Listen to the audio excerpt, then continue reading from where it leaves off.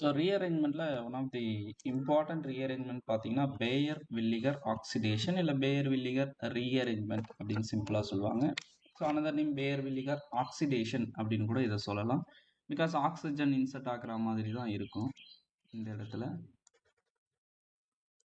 So இதில் என்னென்ன informations TRP ஓரியன்டாக நாம் ஞாபகம் வச்சுக்கணும் அப்படின்னு பார்த்தீங்கன்னா ரியாக்டன்ட்டு ப்ராடக்ட்டு என்னென்ன ரியேஜென்ட் யூஸ் பண்ண போகிறோம், ஃபாலோட் பை அதனுடைய ஸ்டீரியோ கெமிஸ்ட்ரி, ரிட்டன்ஷன் நடக்குதா இன்வர்ஷன் நடக்குதா இல்லை வந்து பார்த்திங்கன்னா என்னென்ன அதர் ரியேஜென்ட்ஸும் யூஸ் பண்ணலாம். ஸோ இதில் என்ன நடக்குதுன்னா கீட்டோன்ஸ் தான் எடுக்கிறோம். இந்த கீட்டோன்ஸ் வந்து எஸ்டராக ரீஅரேஞ்ச் ஆகுது. It is like oxidation also in presence of peroxide. ஒன்று ஹைட்ரஜன் பெராக்சைடு யூஸ் பண்ணுவாங்க, இல்லை வந்து பார்த்திங்கன்னா பெர் ஆசிட்ஸ் அப்படின்னா என்னென்னா COOH இருந்ததுன்னா கார்பாக்சிலிக் ஆசிடு, COOOH இருந்தது அப்படின்னா CO3Hன்னு கூட அதை மென்ஷன் பண்ணலாம். So that can be called as per acids.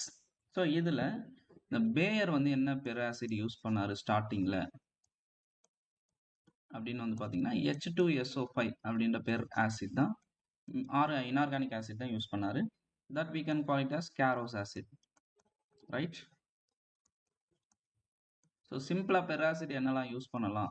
ஜென்ரலாக any per acids we can use. So ஜென்ரலாக RCOOH அப்படின்னு எழுதுவாங்க. ஸோ ஒரு ஆக்சிஜன் எக்ஸ்ட்ராவாக இருக்கும். இதில் ஜென்ரலாக ட்ரைஃப்ளூரோ பெராசிட்டிக் ஆசிட் மோஸ்ட் ப்ராபப்லி யூஸ் பண்ணுவாங்க. தட் மீன்ஸ் CF3CO3H அப்படின்னு சொல்லுவாங்க. இதுக்கு பேர் வந்து ட்ரைஃப்ளூரோ பெராசிட்டிக் ஆசிட் அப்படின்னு சொல்லுவாங்க. Other than that MCPBA.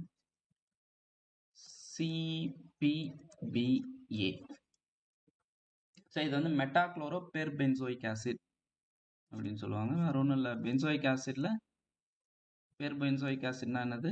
COOOH. So this is per benzoic acid. இதில் மெட்டா பொசிஷனில் குளோரின் இருக்கும். ஸோ மோஸ்ட்லி இதை யூஸ் பண்ணுவாங்க.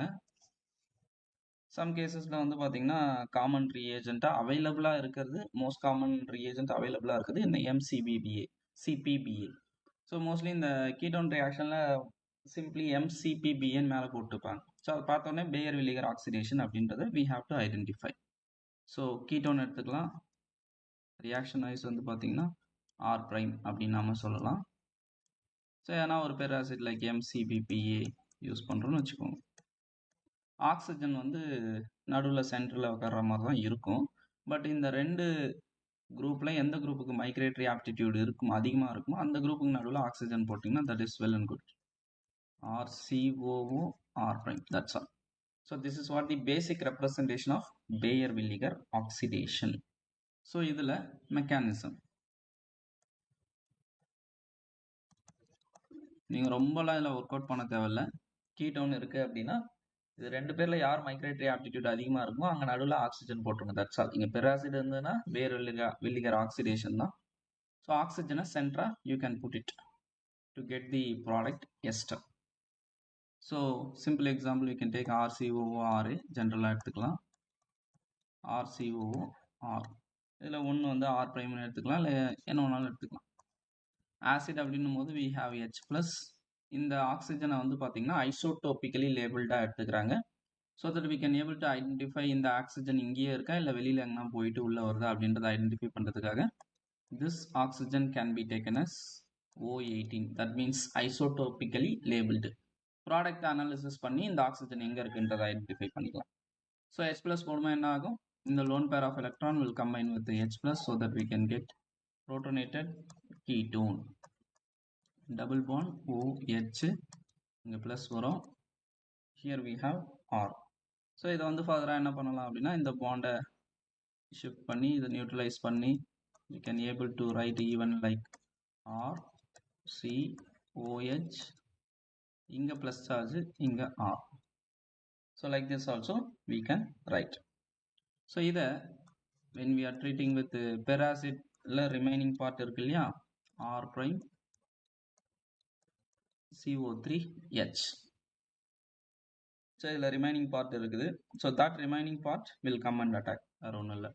ஸோ ஸ்டெப் 1ல் வந்து பெர் ஆசிட் ட்ரீட் பண்ணுறோம். ஸ்டெப் 2ல் வந்து H+ வெளியில் போக போகுது. ஸோ என்ன நடக்கும் அப்படின்னு வந்து பார்த்தீங்கன்னா, இந்த கார்பனில் ப்ளஸ் சார்ஜ் இருக்கா? ஸோ அந்த ப்ளஸ் சார்ஜில் இந்த RCOO3Hல இருக்க H+ வெளில போயிட்டு ரிமைனிங் இருக்கக்கூடிய RCOO3- will come and attach.